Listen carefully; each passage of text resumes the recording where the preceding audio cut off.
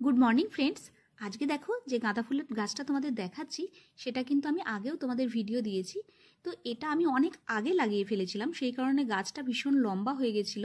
তো এখন কিন্তু যদিও অনেক ফুল ফুটছে কিন্তু গাছটার কোনো শেপ ছিল না। তো যে ডগাগুলোতে কুঁড়ি বা ফুল ছিল না সেই ডগাগুলো আমি কেটে আলাদা জায়গায় লাগিয়ে দিয়েছিলাম। তো সেই ভিডিও আমি তোমাদের সঙ্গে শেয়ার করেছি। তো এখন এক সপ্তাহ বাদের ভিডিও দেখো, গাছগুলো আমি আস্তে খুব সাবধানে তুলে নেব। তো কত সুন্দর শিকড় বেরিয়ে গেছে। তো ফ্রিতে আমি অনেকগুলো গাছ পেয়ে গেলাম। তো তোমরা কিন্তু এভাবে করতে পারো।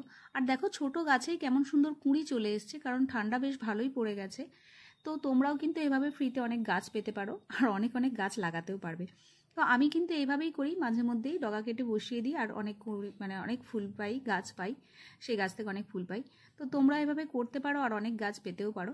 তো ভিডিওটা কেমন লাগলো জানিও, ভালো লাগলে লাইক কমেন্ট করে পাশে থেকো। আজ এই পর্যন্তই, সকলে ভালো থেকো, টাটা।